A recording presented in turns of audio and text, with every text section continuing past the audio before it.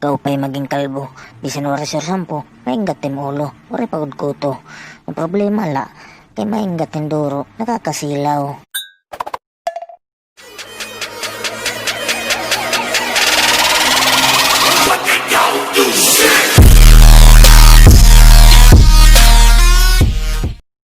Na sir ka, week mabayad ka na. Pero pira na katuwig na nakalabay, di ka lagi nagbabayad. Di ka pagod na pakita nga yawa ka. Puta ka. Tindog takloban, tindog na liwat, hinay-hinay na kita pagbuhat.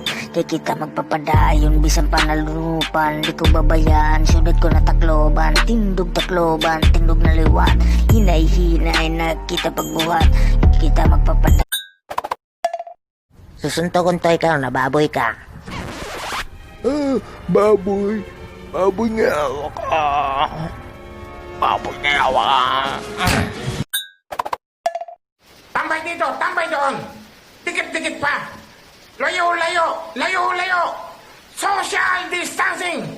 Kayong matitigas ang ulo kapag kami nadamay sa extension ng home quarantine. Tandaan nyo, pasasabugin ko ang tumbong nyo. Tandaan nyo! Nya! Paupay.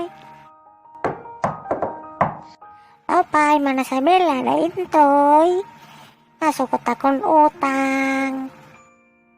Ay, yain daw lahira. Nangiskit ada. Ino nagpinampost na Facebook na positive ako. In-forward ko pa nga na group chat. Ikaw nga yan, nga yawa.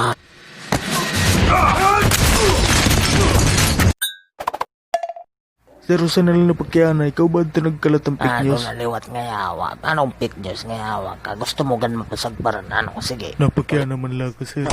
Sige, kaya na pa nga yawa ka.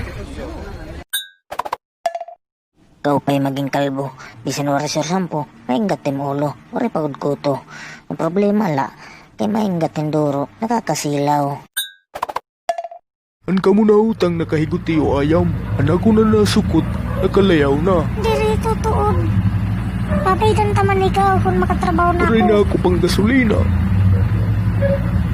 Ikaw, demonyo ka. Sir pa ako payong lakwaan. Kumuha ka pa moskitero, yawa ka. Tang pasensya na waray ka alistahan. Kaya naman dong butante man ako. Nagpalista na nga ni ako. Interview na lang kulang amo. Waray lagi. Tira ka man nga na taga din eh.